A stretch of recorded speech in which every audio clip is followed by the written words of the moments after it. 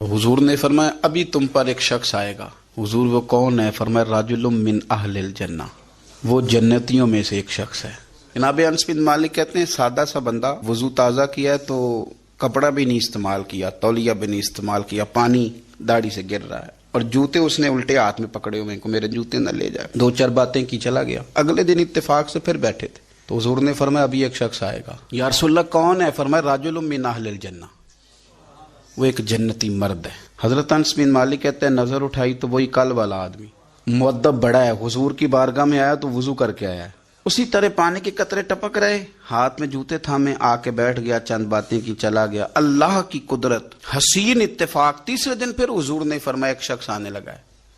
حضور کون ہے؟ فرمایا راجل من اہل الجنہ، وہ جنتیوں میں سے ایک شخص ہے۔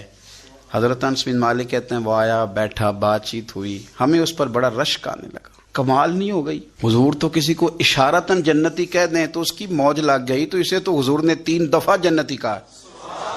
اتنا بڑا اعزاز اس کو ملا ہے۔ حضرت عبداللہ ابن عمر کہتے ہیں وہ جب باہر نکلا تو میں اس صحابی کے پیچھے ہو گیا، میں نے ان سے گزارش کی کہ اگر آپ مناسب سمجھے تو 3 دن مجھے اپنے گھر میں مہمان نہیں بنا لیتے؟ تو کہنے لگے بسم اللہ۔ میں اس کے گھر 3 دن اور 3 راتیں مہمان رہا۔ کیوں؟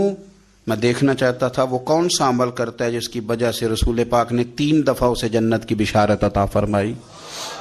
لیکن حضرت عبداللہ ابن عمر کہتے ہیں ایک تو وہ ضرورت کے وقت بولتا، باقی ٹائم چپ رہتا، اور کوئی خاص عمل نہیں، روٹین کی نماز پڑھتا وہ، اور روٹین کے وظائف پڑھتا۔ میں اس سے زیادہ نفل پڑھتا، میں رات کو تہجد کے لیے اٹھ جاتا، وہ سویا ہوتا۔ ہاں جب وہ کروٹیں بدلتا نا دائیں بائیں تو پھر اس کی زبان پر میں کوئی اللہ کا ذکر سنتا، وہ سویا رہتا۔ 3 دن 3 راتیں میں رہا۔ میں نے اسے کہا میں جاؤں؟